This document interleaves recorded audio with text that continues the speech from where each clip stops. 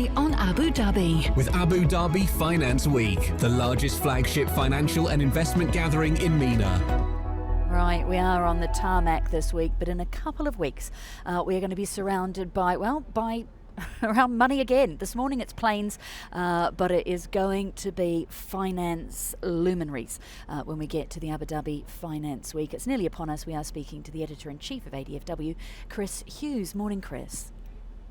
Good morning. Thanks for having me. A man who I know doesn't like the spotlight shone upon him, but he's also the man who conceived this idea and has grown it to an event that has more money in the room than pretty much any other. Tell me, Chris, when you first pitched this idea within the ADFW to your first sponsors, what were you trying to create? It's a good question. Listen, meetings are a very powerful thing, and especially today in the age of AI, really accurate information, really timely information is, a real commodity today.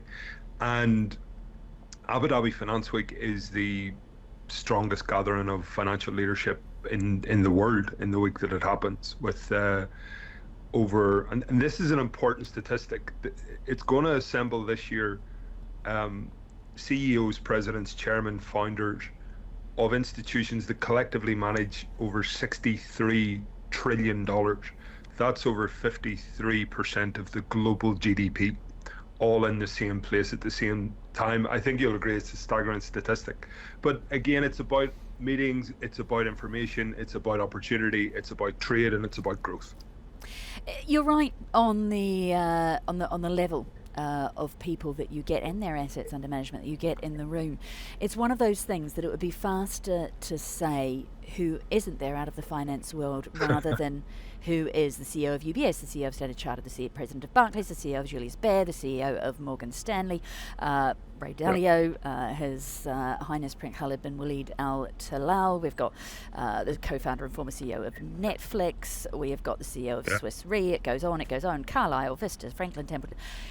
I'd use up the rest of this interview, Chris. How do you get them all? Is it a snowball effect that once the first couple of big names have signed, it helps give credence with the rest? How does it work?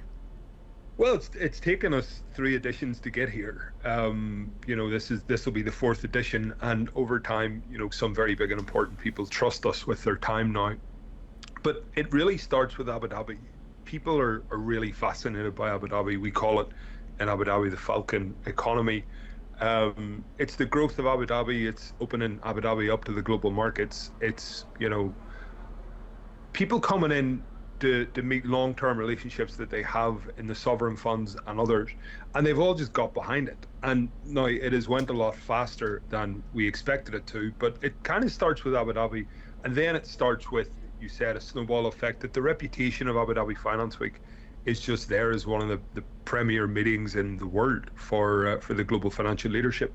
It's kind of also a convenience thing. Big investment banks from China, from Korea, from even Singapore and India find it just much more convenient to meet in the UAE with their European, American, South American counterparts. And I think there's a lot of it is just about convenience.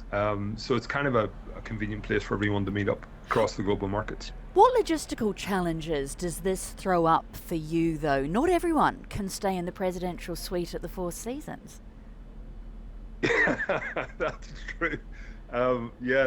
Last year there was a very funny case just before Finance Week where I'll not name them, but the CEO of one of the biggest banks in the world couldn't get a hotel room on either the Four Seasons or the Rosewood, and in the end we had to make some phone calls and help them out.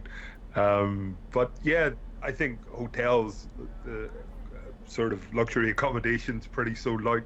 If you haven't got your hotel room booked, it's probably too late already. Operationally, the thing has just become really big. It has become really big. It's become really important. 65 events across 4 days. 40,000 people we think are going to come this year. That's up from 20,000 last year. So this year in particular, we think it's going to double in size. which is just an extraordinary feat of logistical planning. Our production team are pretty smart though, and they're working on all the different bits and pieces. But these are good problems to have. There's a lot of growing pains, but at the same time, it's growing, and it's growing in the most extraordinary way possible. Super fast. I've only got a couple of minutes left with you. It's one thing to get all the big names. How do you make sure that they say something worthwhile, newsworthy? It's a good time to make. It's the end of the year. We've just, passed 11/12 of 2025. We're coming into 2026. 2026 is a year that many people think is going to be a very critical year for the global economies in all sorts of ways. So timing is a good thing, but also we've engineered Finance Week in a way where we put, those who are interested in certain topics in the room with others who are interested in certain topics. So that's why it's 65 events. If you're interested in cyber security, for example, as it affects financial services, to go day 3 in the afternoon. If you're interested in infrastructure, to go day 2 in the early afternoon. So we try and match make people well, and I think that goes down well. 30 seconds left with you. There are still big names to come. Yes. Who do you still want to get on your list? Nearly everybody in the finance world is here, but who are you still chasing? One of the top 3 names in the world, in world business, is coming this year. I can't tell you who it is yet, but they are coming. We'll announce it soon.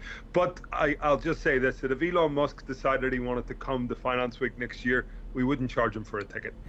Chris Hughes, Editor-in-Chief of ADFW. We'll let you go. You're busy. I know. We look forward to seeing you in a couple of weeks. Thank you for your time.